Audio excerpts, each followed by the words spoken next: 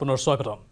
বিশ্বৰ সৰ্ববৃহৎ গণতন্ত্ৰৰ দ্বিতীয় পৰ্যায়ৰ এই উৎসৱ আৰু আজি দ্বিতীয় পৰ্যায়ত ভোটাধিকাৰ সাব্যস্ত কৰিবলৈ বহু লোক ওলাই আহিছে আৰু সকলো যথেষ্ট সচেতন তেওঁলোকে বহুকেইটা বিষয় একেলগে উত্থাপন কৰিছে নতুন ভোটাৰৰ সংখ্যাও আছে প্ৰায় 12 কোটি 60 লাখ সমগ্ৰ ভাৰতবৰ্ষৰ ভিতৰতে নতুন ভোটাৰে এবাৰ ভোটাধিকাৰ সাব্যস্ত কৰিছে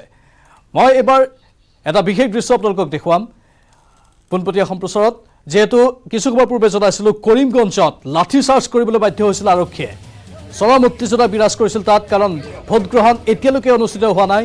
এই ভোট গ্ৰহণ কেন্দ্ৰটোত উত্তেজনাৰ পাছতে লাঠি চাৰ্জ কৰা হ'ল আৰু লাঠি চাৰ্জৰ ফলত বহুকেইগৰাকী ভোটাৰ আহত হৈছে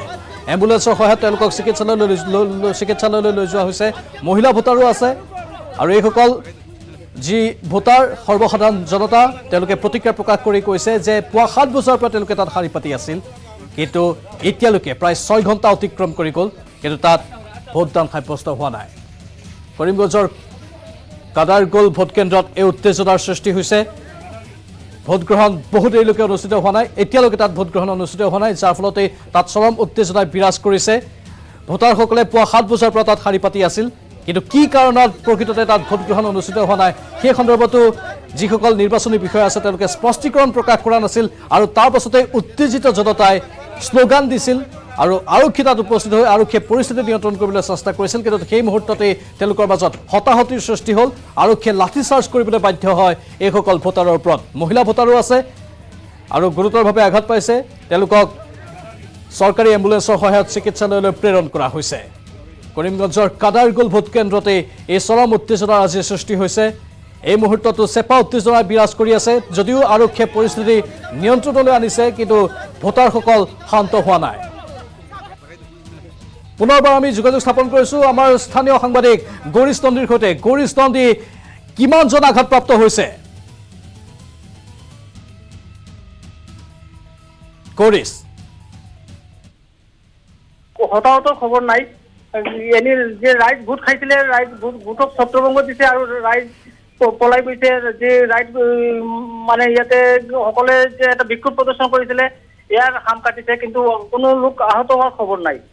কিন্তু নিৰ্বাচনী যিসকল বিষয় আছে তেওঁলোকে কোনো স্পষ্টীকৰণ কিয় প্ৰকাশ কৰা নাই 7 বজাৰ পৰা শাৰী পাতি আছিল ভোটাৰসকল কিয় তেওঁলোকে ভোট গ্ৰহণ আৰম্ভ কৰিব পৰা নাই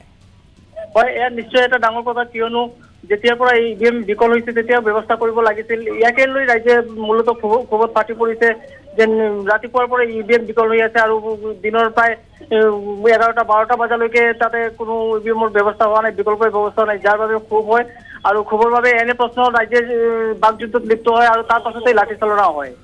গৌৰীশ যেহেতু ইভিএম আন প্ৰান্ততো বিকল হৈছে আৰু তাত বেকআপ প্লেন আছে অৰ্থাৎ বেকআপ ৰখা হৈছে ইভিএম কিন্তু কৰিমগঞ্জৰ এই কাদাৰগোল ভোট কেন্দ্ৰত বেকআপ ৰখা হোৱা নাছিল নেকি আচলতে বেকআপ কেন্দ্ৰতে নাথাকে কৰিমগঞ্জ যি জিলা সদৰত থাকে আৰু ইয়াৰ পৰা আহোঁতে বিলম্ব হয় আৰু দেখা গৈছে যে ইভিএম বিকল হোৱাৰ ঘটনা কিন্তু কৰিমগঞ্জত বহু বেছি ঘটিছে যাৰ বাবে বহু ক্ষেত্ৰত ইভিএম লৈ যাব লাগিছিল বিকল্প হিচাপে সেই ক্ষেত্ৰত হয়তো পলম হ'ব পাৰে আৰু যাৰ বাবে এনে পৰিস্থিতিৰ উদ্ভৱ হয় ইয়াতে বৰ্তমান সেই ভোট কেন্দ্ৰটোত পৰিস্থিতি সম্পূৰ্ণ শান্ত হৈছেনে হয় পৰিস্থিতি শান্ত হৈ আছে বৰ্তমানে ইয়াতে আৰু কোনো অপ্ৰীতিকৰ ঘটনা কোনো খবৰ পোৱা নাই যিমানখিনি জানিব পাৰিছিলোঁ যেন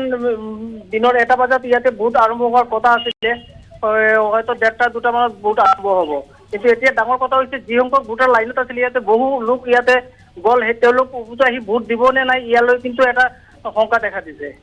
নিশ্চয় ধন্যবাদ জনাইছোঁ কিন্তু নিৰ্বাচন আয়োগৰ ভূমিকাৰ প্ৰতি ইয়াত প্ৰশ্ন উত্থাপন হৈছে কাৰণ সময়মতে তেওঁলোকে নিৰ্বাচন অনুষ্ঠিত কৰিব নোৱাৰিলে আৰু যিটো সময় তেওঁলোকে ধাৰ্য কৰিছিল সেই সময়টোতো